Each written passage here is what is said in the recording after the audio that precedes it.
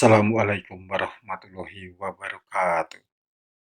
Salam sejahtera untuk semua.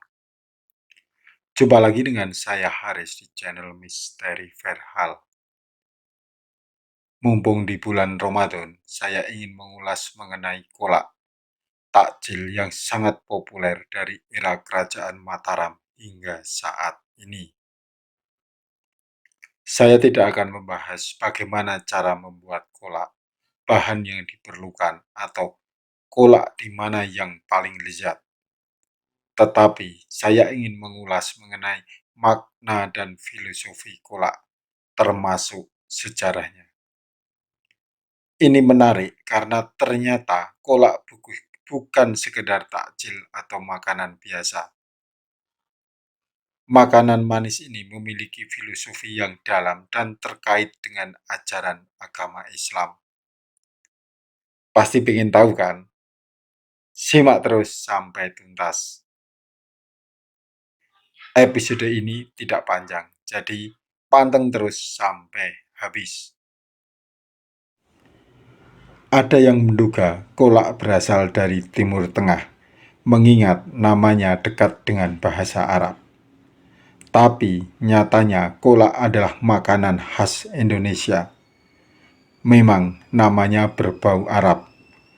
Ada yang mengatakan kolak berasal dari kata dalam bahasa Arab yaitu hola, yang bermakna kosong. Dengan kata lain, kolak memiliki pesan atau filosofi bagi manusia untuk selalu mengosongkan diri dari dosa. Sementara ada juga yang berpendapat jika kolak diambil dari bahasa Arab yaitu holik, yang berarti sang pencipta atau Allah Subhanahu wa Ta'ala. Maksud dari filosofi tersebut adalah agar masyarakat yang mengkonsumsinya bisa lebih dekat kepada sang pencipta. Selain itu, diharapkan orang yang memakannya memiliki rasa syukur sehingga menambah kedekatan diri kepada Allah Subhanahu wa Ta'ala. Ada juga yang mengatakan kolak berasal dari ungkapan bahasa Arab kullaka, artinya makanlah untukmu. Meski asal-usul kolak masih menjadi perdebatan, namun ahli sejarah sepakat jika kolak digunakan oleh para ulama dan wali untuk memperkenalkan agama Islam kepada masyarakat luas. Kolak ini dibagikan oleh ulama kepada masyarakat untuk berbuka puasa di bulan Ramadan. Saat ini, kolak sudah berkembang pesat. Isinya bisa bermacam-macam. Ada nangka, biji salak, kolang-kaling, pisang, ubi, atau ketela pohon. Namun, kolak yang dibagikan di era wali adalah kolak yang berisi pisang kepok dan ubi yang dimasak dengan santan kelapa. Ternyata, pemilihan pisang kepok dan ubi ini juga memiliki makna filosofi, bukan sekedar memilih saja. Pada umumnya, terutama di Jawa, pisang yang digunakan untuk membuat kolak adalah pisang kepok. Kepok ini erat kaitannya dengan kata kapok.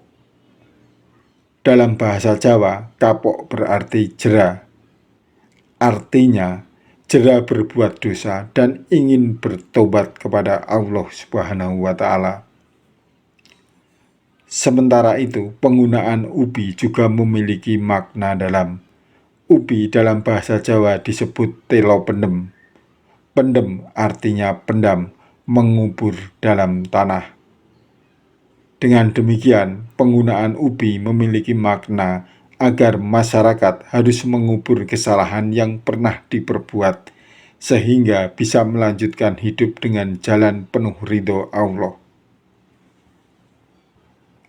Adapun kuah kolak menggunakan santan atau dalam bahasa Jawa disebut santen.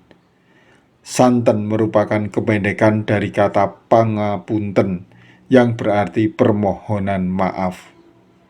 Artinya, kita memohon maaf kepada Allah atas segala salah dan dosa yang telah dilakukan selama ini. Dulu, ketiga bahan ini selalu hadir dalam kolak. Kolak disajikan oleh para ulama atau wali untuk mengingatkan kepada umat Islam agar selalu ingat akan dosa yang pernah dilakukan, memohon maaf atas dosa-dosa itu, dan berkomitmen untuk tidak mengulangi lagi. Jadi, selain pelepas dahaga, kolak juga mengingatkan kepada kita untuk meningkatkan iman dan takwa. Teman-teman, itulah makna filosofi kolak yang ternyata memiliki arti yang dalam, bukan sekedar takjil di bulan Ramadan. Oke teman-teman, episode mendatang kita akan membahas topik lain. Jika kawan-kawan menginginkan saya membahas sebuah topik tertentu, silahkan menghubungi saya melalui email misteri.verhal@gmail.com atau menulis pesan di Facebook dan Instagram yang alamatnya ada di kolom deskripsi. Atau cukup menulis komentar di kolom komentar yang ada di bawah ini. Nanti saya yang akan menghubungi kawan-kawan. Jangan lupa ikuti terus channel Misteri Verhal karena episode mendatang saya akan membawakan cerita atau sejarah yang lebih seru yang mungkin kawan-kawan belum mengetahuinya. Sampai jumpa. Wassalamualaikum warahmatullahi wabarakatuh.